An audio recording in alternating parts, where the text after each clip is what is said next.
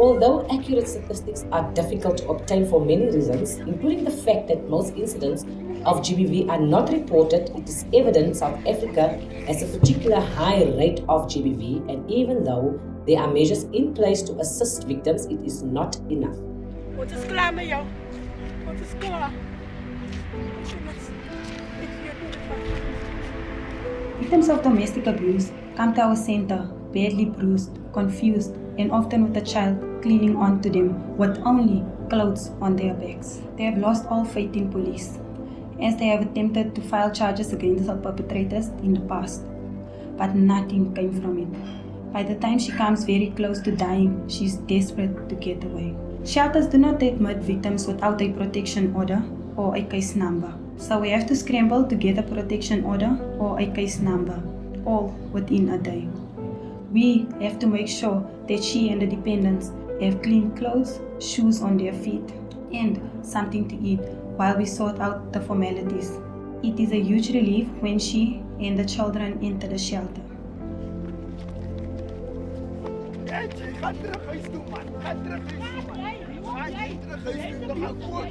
A large percentage of victims from GBV do not have the capacity, be it emotionally or from an educational perspective, to be able to sustain themselves or their families financially. This makes it rather challenging for the victim to leave the abusive relationship because the abuser is normally the one who supports the family. Sekwanele National Empowerment Fund for Abused Women and Children is a GBV crisis and empowerment center situated in Westbury, Johannesburg, Gauteng.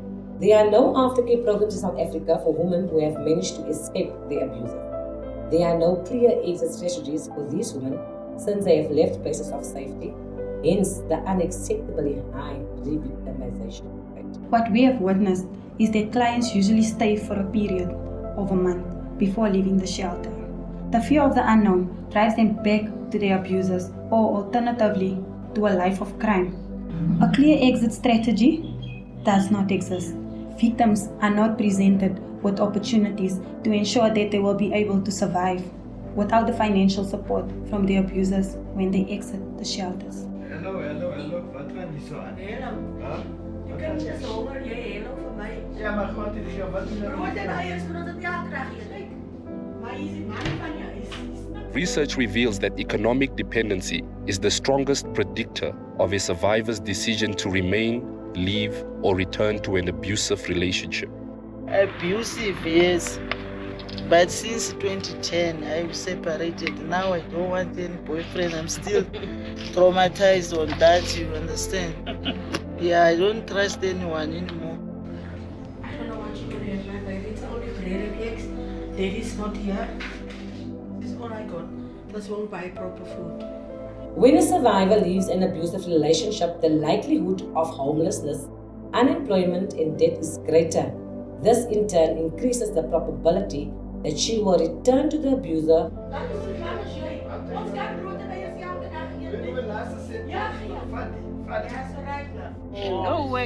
No work or else. We from baking the food now. We were eating now the food that they give us. Women in abusive households are often unable to keep their jobs due to their chaotic living conditions, and this results in a huge gap in their employment record and also creates a sense of instability for recruiters. Where do you think you're going, huh? Leave me! Huh? Leave me! Huh? Hey, what are you doing? Sleeping on the job again? You're fired. Women are allowed to enter shelters on condition that they are in possession of a SAPS case number or a protection order. Due to a lack of funds, shelters are unable to upskill these ladies to ensure that they become employable and are able to have a clear exit strategy when they leave shelters. That is why we are pleading to you to help us help the victims affected by gender-based violence. Okay, mommy, we have a problem here. Unfortunately, boys over the age of 12, 13, they won't be able to enter the shelter. Boy children over the age of 12 years are not allowed to enter shelters with their moms. For this reason, these mothers are reluctant to enter shelters. The two groups of victims that end up at our doorsteps are the following: survivors who have family support, survivors without a support system. These victims often come to us with only the clothes on their back and without the necessary documents like IDs and birth certificates, often without food for their children and formula for their babies. Our programs are designed to ensure that survivors are equipped with the necessary skills to heal and to be able to re-enter their communities to become productive citizens. With the help from you, the public, corporate and government, this certainly can kickstart new beginnings for all gender-based violence victims. We have witnessed ladies returning to their abuser or turn to criminal activities to sustain themselves when they leave shelters. Many women run away from shelters after a month or two as they become fearful of life beyond the shelters, as there are no clear plans for when they leave but to return to the abuser. Because at the shelters, there is no support in terms of skills development. It is extremely difficult if they don't have family support, so they end up having to depend on the ladies from Sekwanele to help them get back on their feet. We have the following programs: therapeutic intervention, crisis management, community integration support, which is the process of integrating back into society following a traumatic event. Skills development, new venture creation and job center. Job creation is key to eliminating re-victimization rates in South Africa. In lieu of this, there seems to be a dire need for resources to help these women and their children to live a sustainable life. Resources that would assist in their immediate need would be things such as blankets, groceries, which is a daily necessity, clothes, toiletries, formula for babies. Then there are resources such as school fees being paid as well as stationery. We too have seen with these families, after leaving these shelters, sometimes these ladies have no place to go of their own.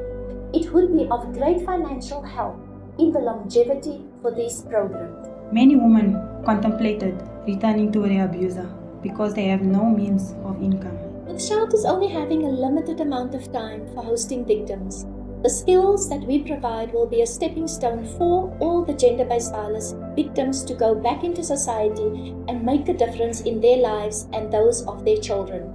In order for Sekwanele to best aid them with these skills, we need equipment such as sewing machines, baking equipment, utensils, and even products and infrastructure or the space to effectively run these programs. We understand that this would not be an easy process, but with the hearts of people and the passion for development, we believe that all things are possible. She returns to the abuser not out of choice, but because very little options are offered to her. The prolonged abuse that she had been subjected to has depleted this woman to the point where she has very little will and energy left in her to fight for a better life for her and her children, or even to entertain the idea that this dark cloud might have a silver lining. We want to change that. Shelters exist, but even during level 5 of the COVID lockdown and during the spike in GBV cases, shelters were not full to capacity. It is time that we change the approach to fighting GBV by coming up with practical solutions that have been designed by those who lived through the process. We at Sekwanele have lived to tell the tale. We need your help to help others to do the same, and in doing this, breaking the cycle of abuse. Sekwanele wants to be able to offer training via mobile means to shelters and those in communities who are affected by domestic violence. We want survivors to be able to fund their own lifestyle by uplifting their skills and placing them in jobs when they exit places of safety or escape their abusers. Thank you for listening to our plea. We need your help to provide economic empowerment and financial literacy services that are needed to enable victims to become financially stable and in doing so to change their mindset from victim to survivors.